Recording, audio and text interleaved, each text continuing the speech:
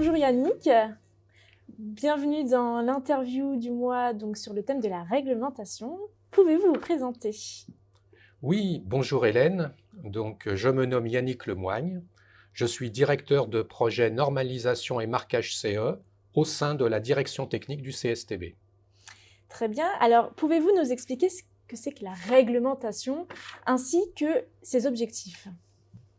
Oui, alors la réglementation, c'est tout l'ensemble des règles qui s'imposent à tous. Donc, ce sont des dispositions d'application obligatoires. Elle émane de la volonté de l'ensemble de notre société et en particulier donc de nos élus. Le gouvernement, les ministères en charge du développement des politiques vont travailler à préparer des réglementations qui ensuite seront mises au point par nos sénateurs et nos députés. Donc la loi cadre les grands principes de notre réglementation.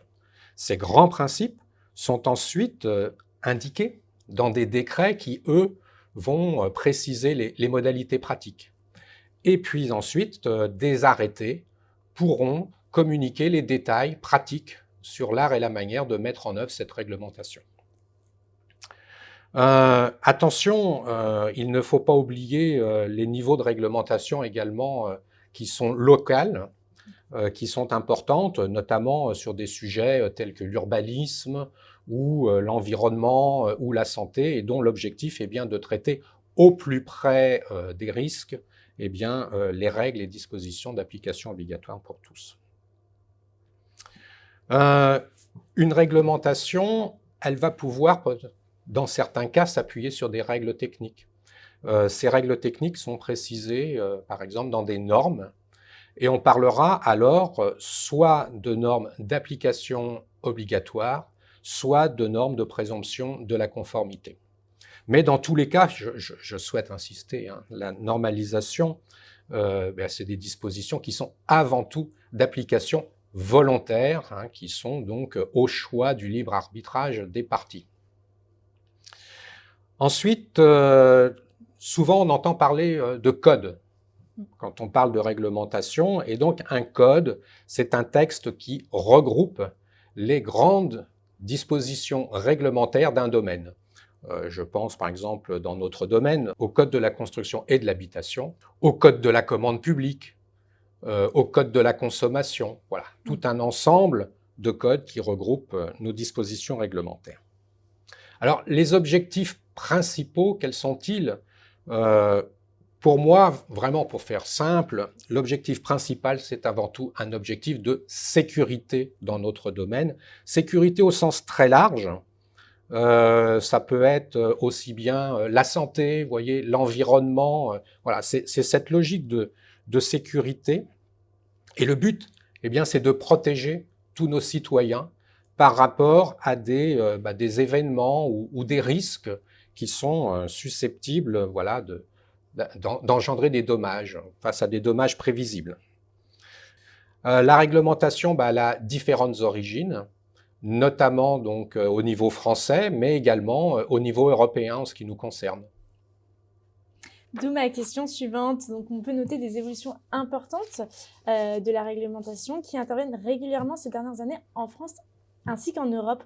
Alors, quelle articulation existe-t-il entre le niveau européen et le niveau national?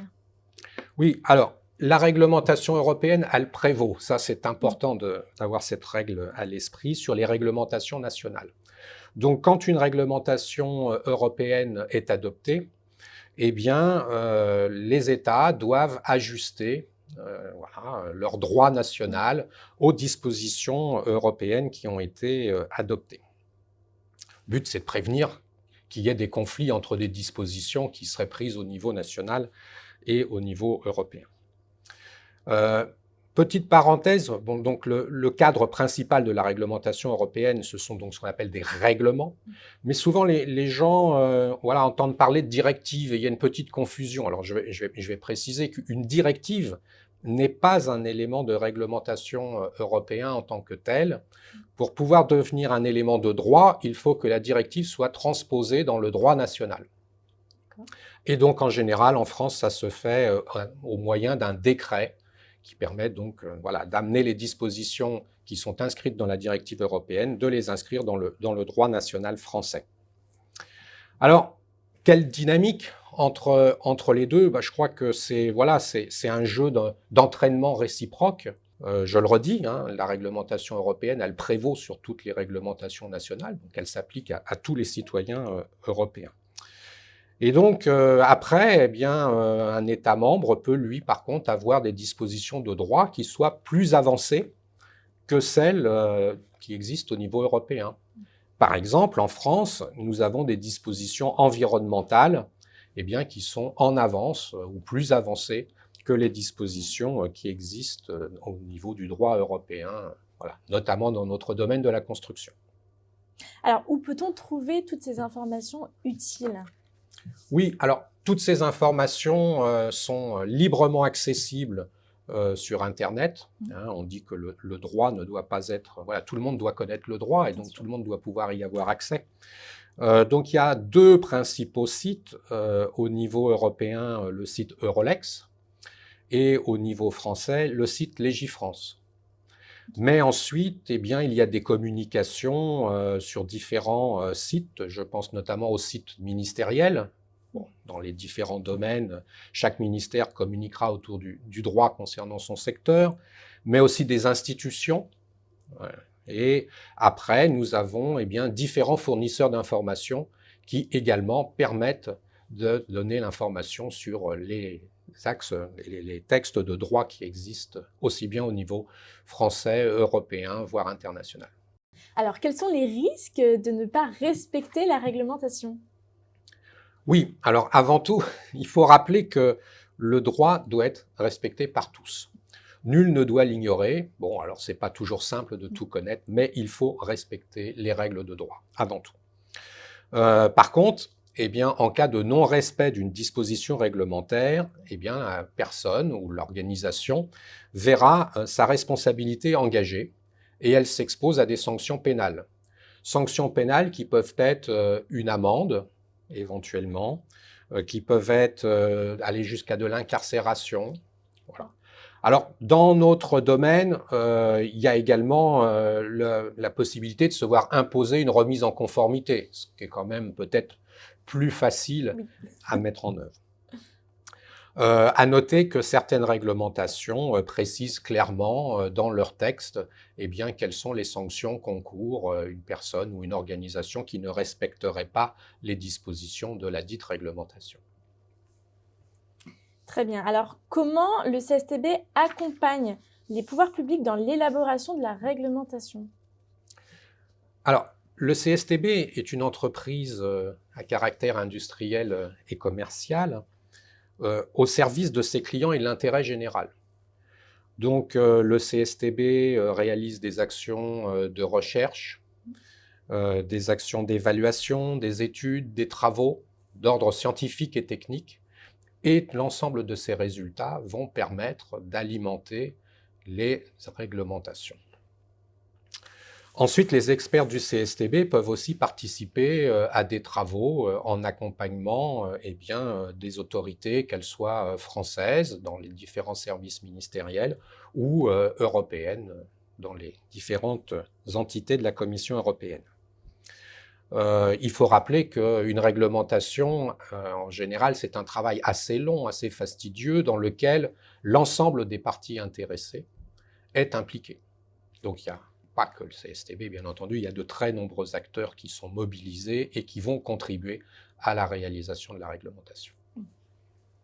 Alors, comment la réglementation s'est-elle aujourd'hui saisie de la transition écologique et énergétique? Notre société a pris conscience de la limitation des ressources, mais également de l'impact de la vie humaine, de notre activité humaine sur l'ensemble de notre environnement.